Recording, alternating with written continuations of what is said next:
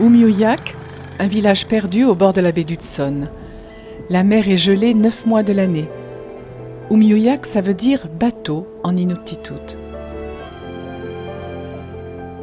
Fragile bateau prisonnier des glaces, un univers de silence et de solitude.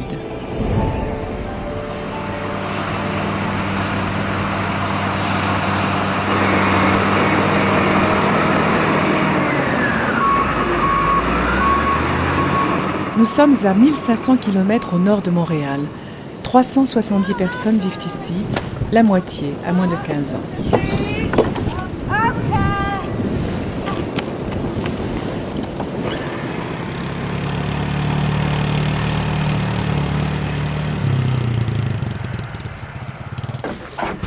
« 130 élèves sont inscrits dans l'unique école du village, de la maternelle au secondaire.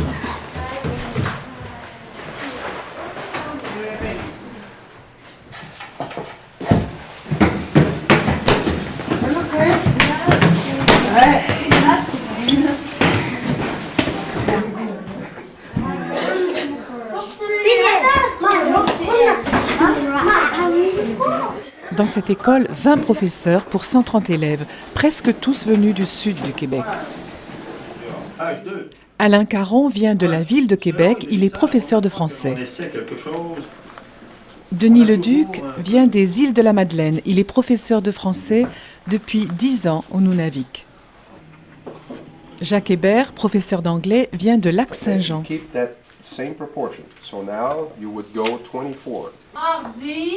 José Caron vient de Québec. Elle est institutrice. C'est ça? Bon, alors premier devoir, demander à papa ou maman si grand-papa ou grand-maman habitait dans un igloo et un toupik. OK? Vous allez comprendre? Oui. OK. Et si tu es capable là, de me dire à José demain, oui, puis ils étaient là, puis ils faisaient ça.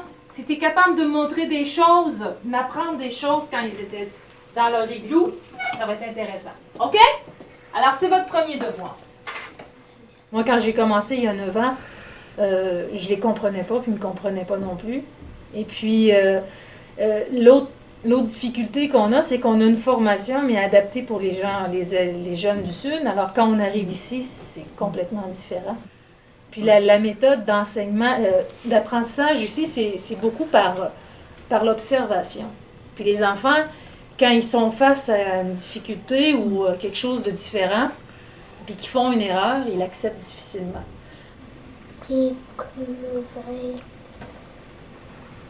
L'école, c'est comme encore quelque chose de très abstrait. Ils sont contents d'avoir l'école, mais si tu dis à un parent, ben là, votre enfant, ça se peut qu'il reprenne son année. Oh, c'est pas grave. Jean Caron. Sculpter.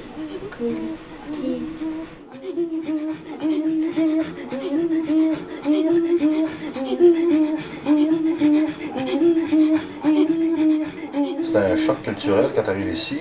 Les Inuits, l'éducation, c'est comme un jeu. Et tout passe par le jeu. Puis nous, on n'est pas préparé à ça. On arrive, c'est plus sérieux que ça. Puis on arrive avec nos gros sabots du Sud, avec notre culture. Puis là, on essaie d'imposer des choses avec lesquelles on est à l'aise. Mais on ne connaît pas la culture inuite, alors, comme on dit, on frappe un mur. Hein, vous apprenez le français, vous apprenez l'anglais. Alors ça, c'est une pression qui vient du Sud.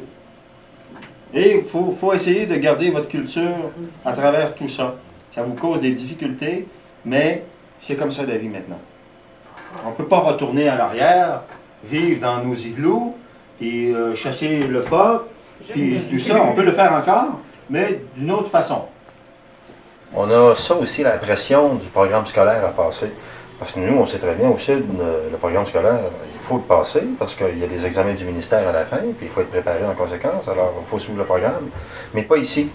On peut pas, je connais personne qui a réussi à passer un programme de A à Z. Tu peux pas faire ça. De toute façon, il y a trop de matière. Ils sont tellement faibles au niveau de la langue, c'est ça qui nous bloque beaucoup. Alors, montrer, ça fait? Amèneront. Je cherche amener.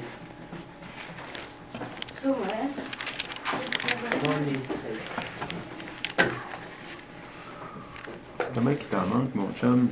Ah, il t'en manque un? OK. Ils ont 3 langues à partager, dont la langue inuktitut, qui est ni plus ni moins leur langue maternelle, et qui se parle à la maison, qui se parle dans les activités extérieures, telles que la chasse, la pêche. C'est surtout une langue traditionnelle qu'ils essaient de conserver et qui diminue d'année en année par rapport à qu'elle devient de moins en moins populaire à cause de l'anglais, premièrement, et du français.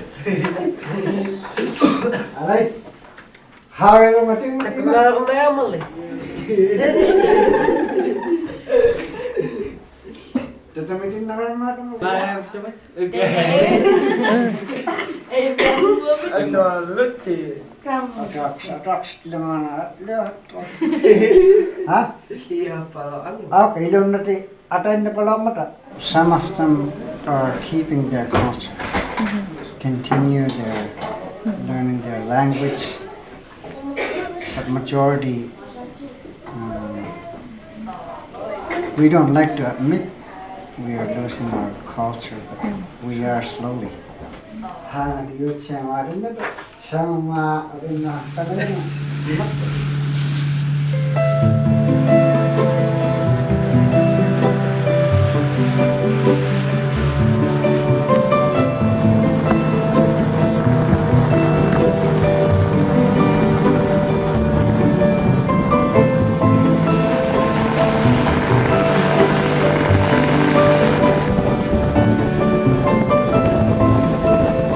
Ce qui m'a fait venir au Nord, c'était de vivre dans le Grand Nord. C'était quelque chose que je rêvais depuis que je suis petit. Les immensités, la toundra, les grands déserts arctiques, le climat arctique est un rébarbatif pour plusieurs, mais moi je voyais ça comme un défi. Parce que vivre à moins 35, moins 40, ça m'attirait, ça, une espèce de défi. Il y en a que c'est d'autres choses, moi c'était le Nord. Si je suis encore ici, c'est à cause de ça. Je suis un amant de la nature, j'ai un esprit contemplatif. Et ici, il y a des paysages fantastiques, vierges encore. Puis ça, je trouve ça beau.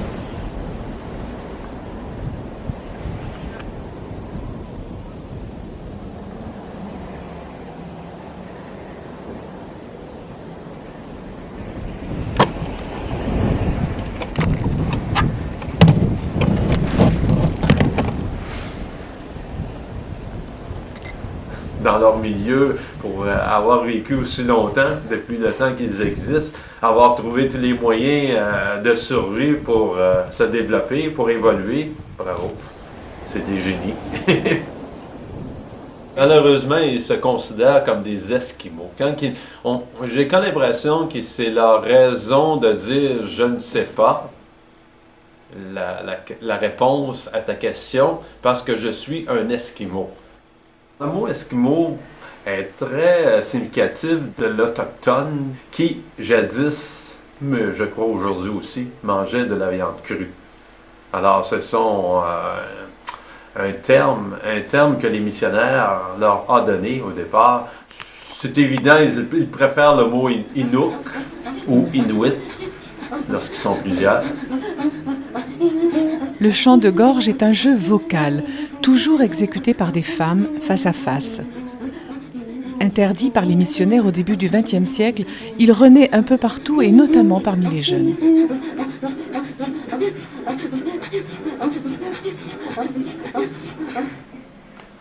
On se met dans la peau d'un Inuit, ça veut dire c'est quelqu'un qui a vécu dans un igloo là 50 ans et aujourd'hui il vit avec l'ordinateur. Et il voyage en avion. Alors le transfert de génération de culture en 50 ans est très rapide, à comparer à nous qui avons connu plusieurs événements avant de se rendre à l'ordinateur.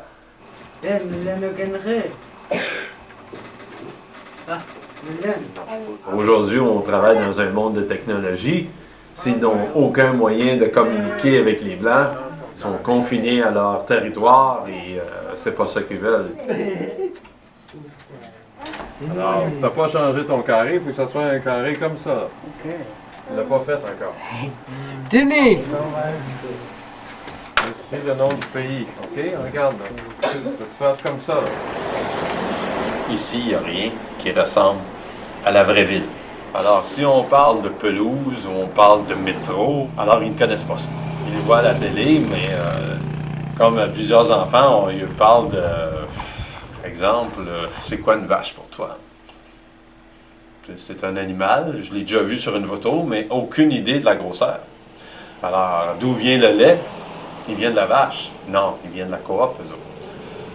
Nous, on sait que les fruits et légumes viennent des arbres ou viennent d'une culture quelconque, mais essaie d'expliquer à un enfant que les légumes, ça pousse dans la terre, alors qu'ici, tout est gelé.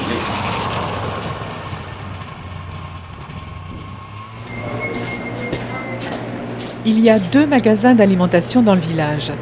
Toute la nourriture est importée du sud par avion. De rares fruits et légumes au milieu d'une quantité de produits industriels.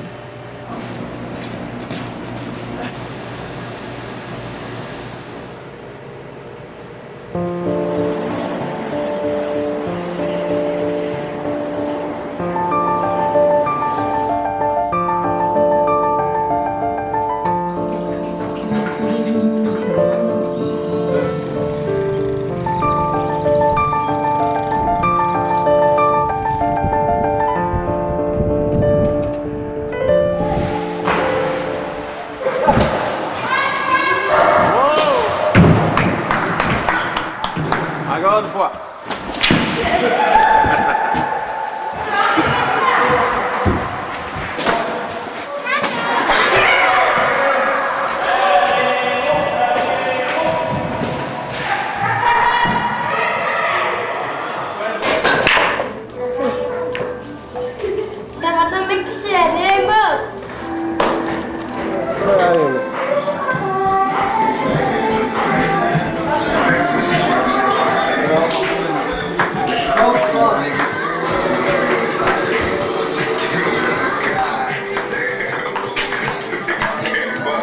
Ils n'ont pas de limite. Il n'y a pas d'heure de souper, il n'y a pas d'heure de dîner. Les enfants vont se promener dehors tant qu'ils veulent. Ils reviennent, ils vont se mettre une pizza pocket dans le micro-ondes quand ils ont faim. Il n'y a pas de règles.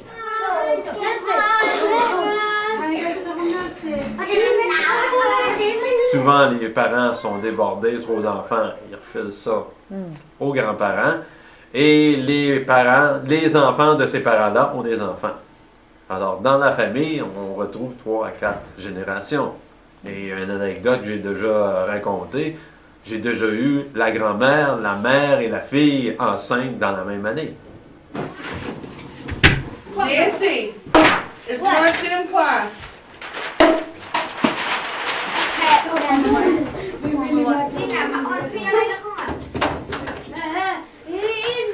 La discipline puis faire respecter des règles dans la classe, ça a été compliqué.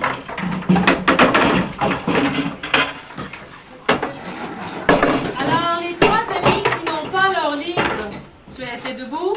Tu étais debout? Debout? Suzy? Elisa aussi? Non, Elisa, t'étais assis.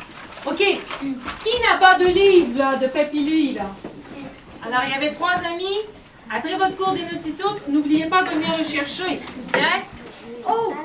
J'accepte des choses que j'acceptais pas avant. Bon, ils perdent toutes sortes de choses, alors il faut recommencer, mais il faut que je comprenne qu'à la maison, ils n'ont pas de coin, ils n'ont pas de chambre. Alors, s'ils perdent leur cahier, c'est souvent parce que c'est un plus jeune qui l'a perdu. Alors, il faut passer par-dessus ça. Ce que j'ai fait depuis plusieurs années, c'est que j'essaye de faire que dans ma classe, c'est comme une espèce de petit cocon. Et puis, on oublie ce qui se passe à la maison, puis quand on arrive ici, on décroche. Alors, je fais beaucoup de choses, beaucoup de projets pour les emmener ailleurs qu'ici. Et puis là, on mettait un masque en or massif sur le visage du pharaon, puis on le couchait dans son sarcophage. On prenait le sarcophage et on le mettait dans une petite pièce spéciale dans la pyramide. Et ça, c'était la maison du mort, du pharaon mort, mais pas vivant. OK?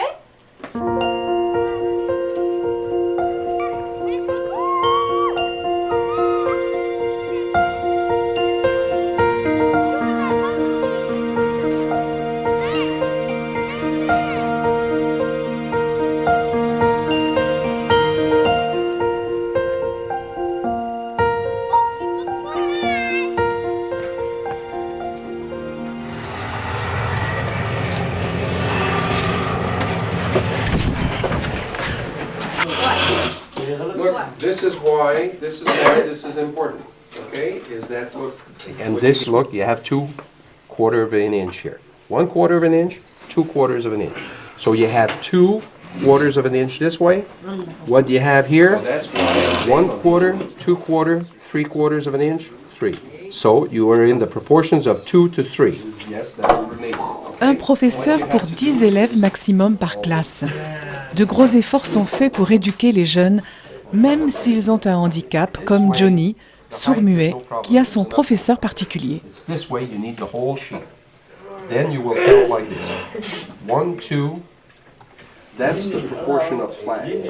All flags are, most of all flags. We'll look in the dictionary at the proportion, okay? Look what I have here. I have 18 boxes, okay? So on 18. Moi, c'est ma 4e année.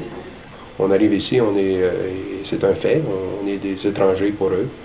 Et en plus, c'est des étrangers qui arrivent avec une façon de vouloir imposer parfois, là, des règles et des choses comme ça. Ben, ça passe difficilement. Alors là, mais il y a beaucoup plus de collaboration maintenant, mais ça a pris quand même un certain temps pour l'obtenir.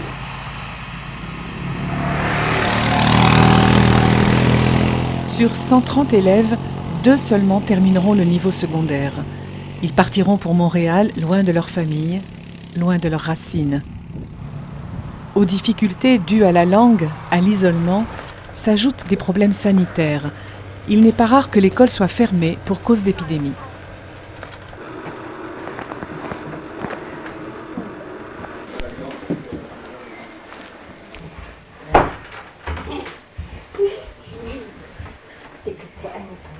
La semaine dernière, on a eu beaucoup de cas de gastro-entérite. On a des cas, beaucoup de pneumonie, d'otite, beaucoup les enfants qui ont des symptômes de céphalée, c'est-à-dire mal à la tête, fièvre, assez qu'on est obligé de fermer l'école parce que ça se propageait à une vitesse épouvantable, là, presque.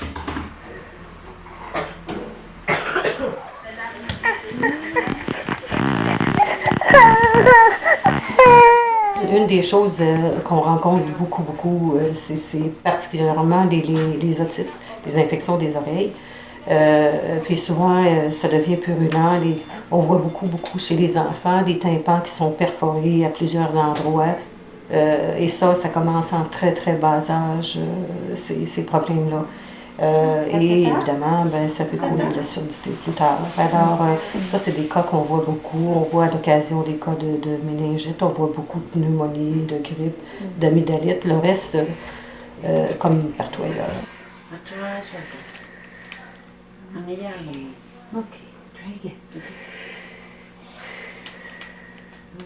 Il y a beaucoup de contacts. Les enfants jouent beaucoup, évidemment, ensemble. Et, les précautions au niveau de l'hygiène laissent à désirer. Des fois, ils sont deux familles à rester dans la même maison. Ils sont peut-être 10, 14, Pas tout le temps, mais il y en a beaucoup qui vivent comme ça. Alors, il y a beaucoup de promiscuité, les contacts sont très faciles là, à ce niveau-là. Ils s'embrassent beaucoup entre eux, ils se lavent souvent pas les mains. Tout ça fait que dans un tout petit village comme ça, tout le monde attrape le virus des autres. Il y a beaucoup de violence pour les enfants, il y a beaucoup de drogue, il y a beaucoup d'alcool qui rentre dans tous ces villages-là. Il y a un trafic qui se fait. Et ce qui arrive, c'est qu'ils sont prisonniers à l'intérieur de cet endroit-là. Ils veulent sortir, ils sont rejetés. Ils veulent revenir, ils sont rejetés. Alors, à un moment donné, ils viennent, ils ne savent plus quoi faire avec ça, puis ils ne voient plus de raison de vivre ou de continuer parce qu'ils savent que ça ne débouche pas nulle part. C'est un problème qu'on a, moi, que je vois depuis des années. Et je trouve ça désolant. C'est la réalité nordique. Une réalité nordique marquée par le taux important de suicide, 10 fois plus élevé que dans le reste du Québec. Le suicide est la première cause de mortalité au Nunavik. Dans 70% des cas, ce sont des jeunes hommes qui passent à l'acte. Un drame qui touche toutes les familles.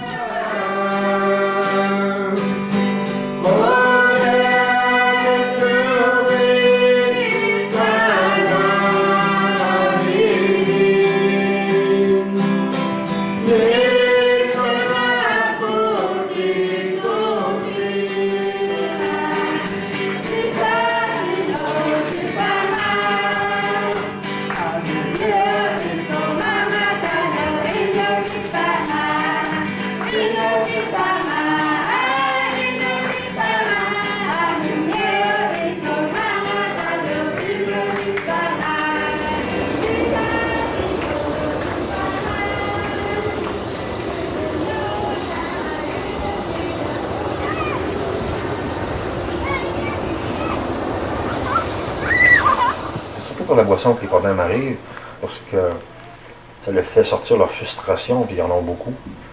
Et ça crée beaucoup de violence. Beaucoup de violence. Même un de mes élèves, que je ne nommerai pas la semaine dernière, vendredi passé, m'a dit directement Alain, ce soir, mes parents vont boire de l'alcool. Le lendemain, malheureusement, ils se sont battus pendant la nuit, les parents. La mère est partie dans un autre village d'urgence et ça a créé un conflit dans la famille. Alors ça, c'est courant, ça. Ils sont tiraillés entre deux cultures, abandonner sa propre culture pour une culture qu'on connaît plus ou moins, que souvent les parents dénigrent, voient de façon négative, parce que souvent on se fait dire, ce sont les Blancs, le taux de suicide est si élevé au Nunavik, c'est à cause des Blancs. Ça va apporter des problèmes, la boisson, la drogue, puis tout ça.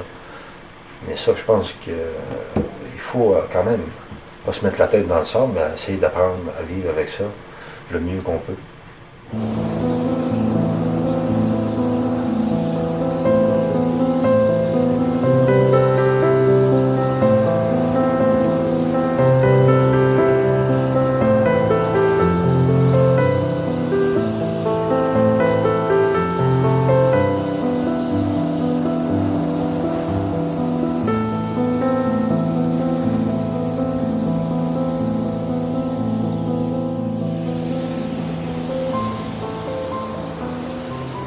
Le gros problème, c'est qu'ils n'ont pas de modèle.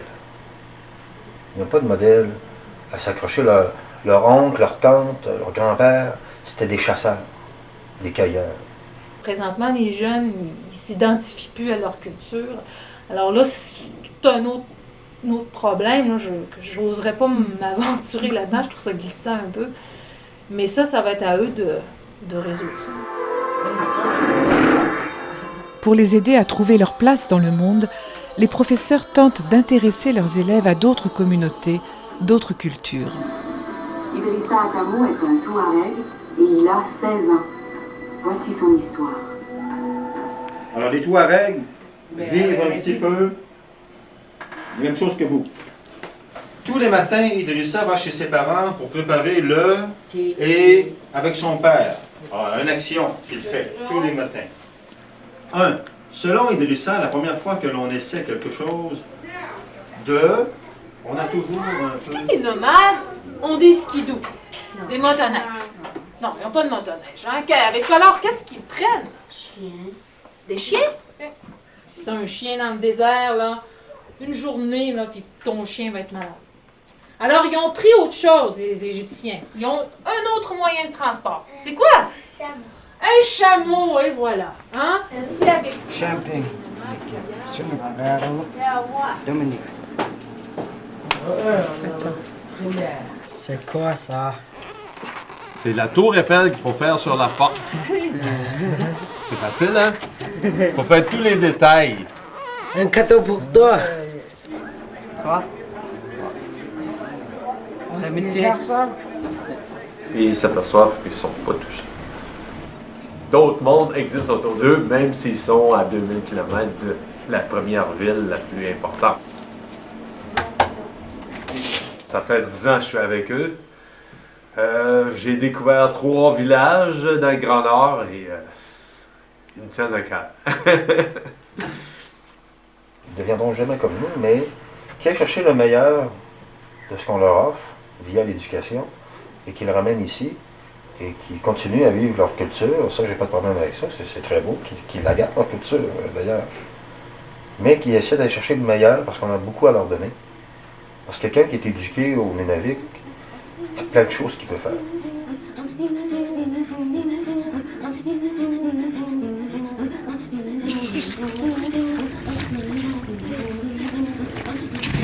Happy